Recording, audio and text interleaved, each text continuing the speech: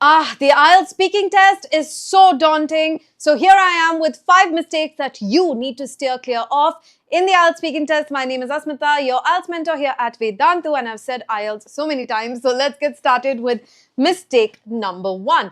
Giving very short or boring answers. IELTS is an English proficiency test. The point of the test is to understand whether or not you can communicate in English. If you give very short answers, the examiner is not going to know whether that's your personality or your lack of English language skills. So you need to make sure that you're speaking enough to let the examiner know that yes, this person can communicate their thoughts and opinions in the English language without hesitation, without issues, and with good vocabulary and grammatical range. So here's an example for a simple question like, do you like cooking in part 1 of the IELTS speaking test?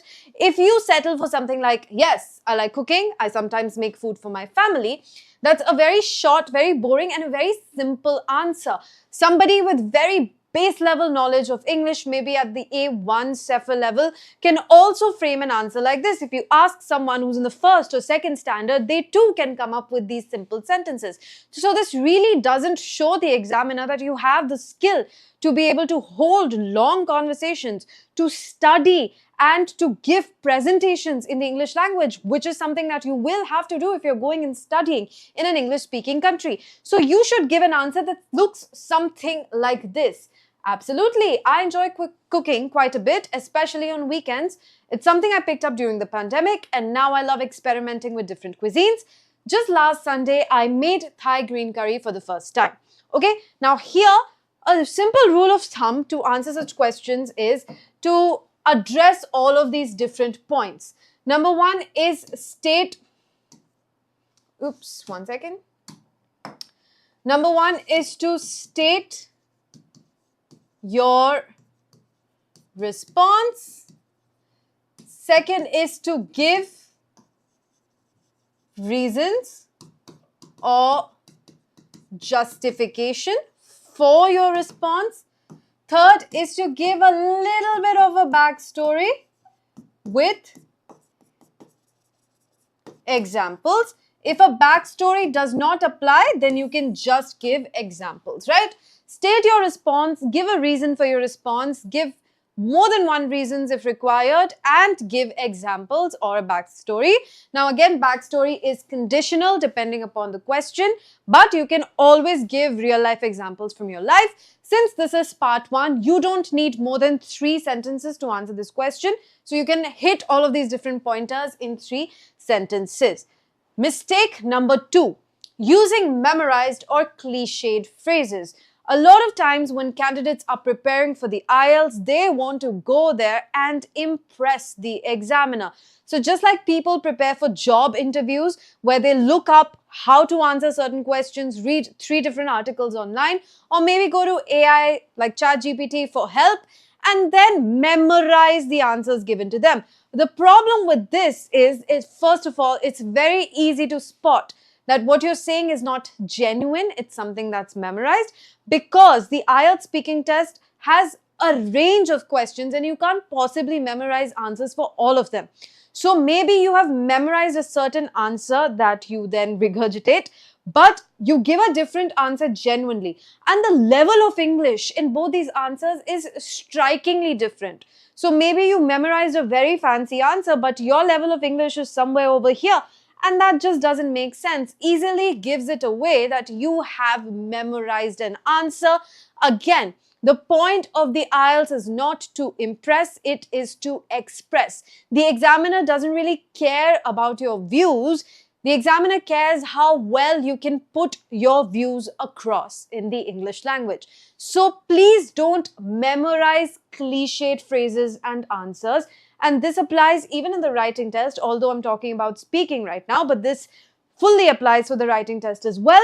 The more innovative, genuine, and original your responses are, the more the examiner is going to like you as a person, like your personality, because expression is really one way of showcasing who you are, and simply going with memorized phrases will bore the examiner. You know, the examiner's been through so many students that they can tell in an instant if something is genuine or not. So make sure you're not going out of your way to memorize phrases or even cliches, cliched proverbs, or just like cliched statements that are not impactful anymore. Here's an example. These are two sentences, the ones in red, that clearly indicate that it's memorized, it's cliched, it's overused, and it doesn't show any original thought. For example, in today's world, everything is changing at a fast pace.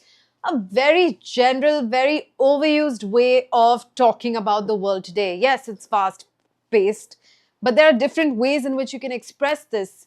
Make sure it caters to the question that was asked, right?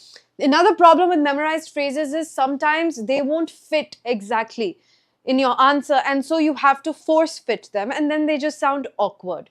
All right, next one is, since my childhood, I have been very interested in. So instead of these, you could go for something like, things have changed a lot. Yeah, especially with technology. I remember when we didn't even have smartphones at school, and now everything's online. So here, this answer seems very instantaneous, very spur of the moment. It's like, okay, I haven't thought about what you've asked me before, but now that I think of it, that makes sense. See, IELTS is a test. We all prepare for it. I'm taking you through so many videos and classes where I rehearse many speaking prompts and answers with you. But the point is to expose you to different forms of expression, not to give you templates that you can simply replicate during your test. So keep that in mind. Mistake number 3 is sounding too formal or robotic. Now, the IELTS, you need to understand the nature of this test. Because it's an English proficiency test, especially for English-speaking countries, you need to understand the mode of communication. As Indians, whenever we think of a formal test-like setup, we go into our ultra-formal mode. For example, when we used to give speeches as children and we used to come in front of like a huge crowd, the way we used to introduce ourselves and, you know, to all the esteemed judges and audience members seated in front of me, so that way of communication is what we associate with formal communication, but the IELTS is not very formal.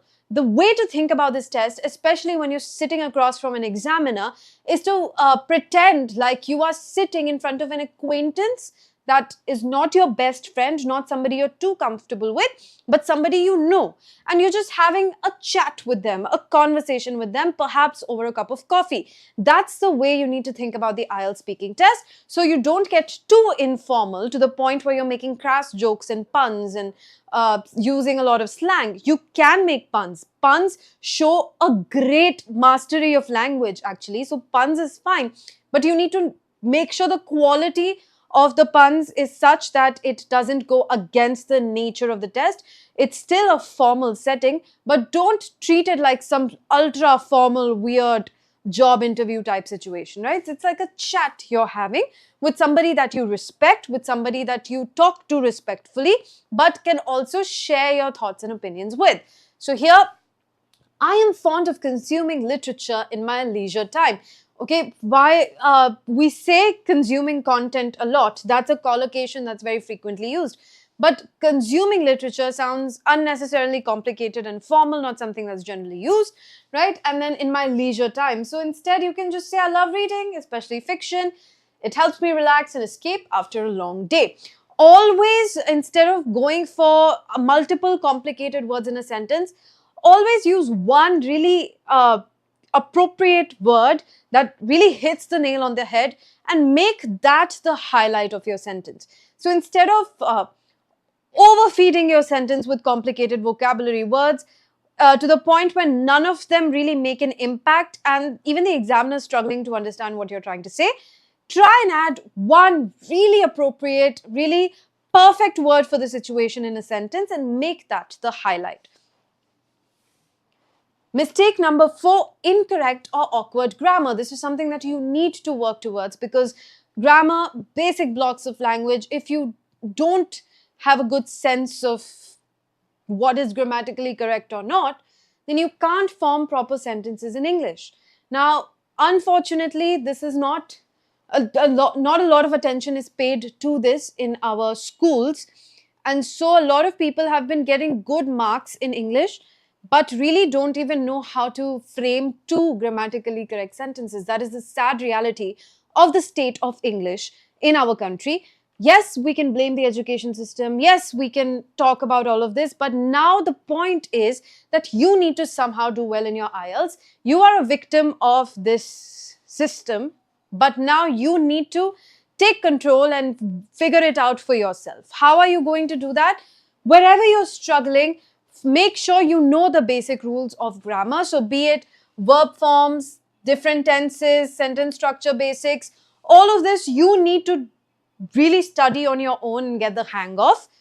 And then the easiest way to learn correct grammar quickly is to not focus on grammar rules at all. So if you think that I'm going to watch 10 different videos or read all of Wren and Martin and magically I'm going to be fluent in English, that's not going to work.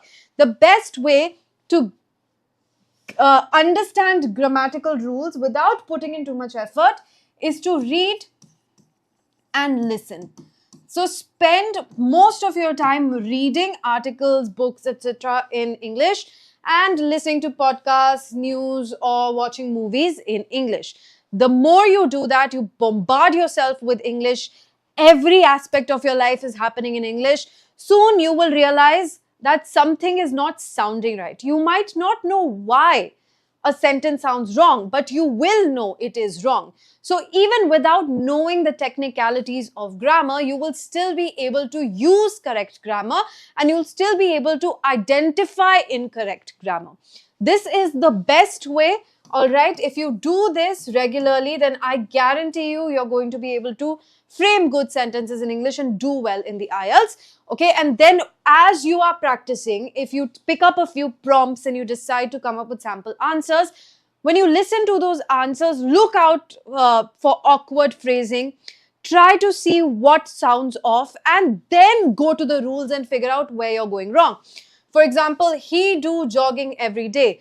I am agree with you. Last year I'm going to Delhi. What is wrong with these sentences? Soon you will be able to catch that, hey, something doesn't sound right here. Something doesn't sound right here. Something doesn't sound right here.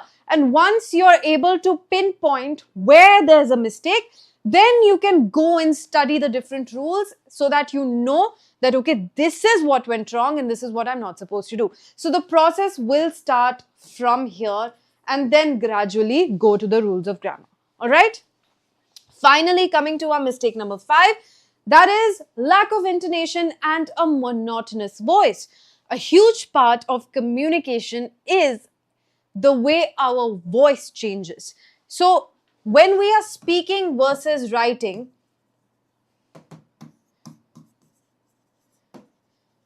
I'm sure you know that we don't say our punctuation marks out loud. We have different punctuation marks in writing, but we don't have punctuation marks in speaking. Okay? We don't say, I'm excited, exclamation mark, or what is your name, question mark. We don't talk like this. We have these different marks in writing because these marks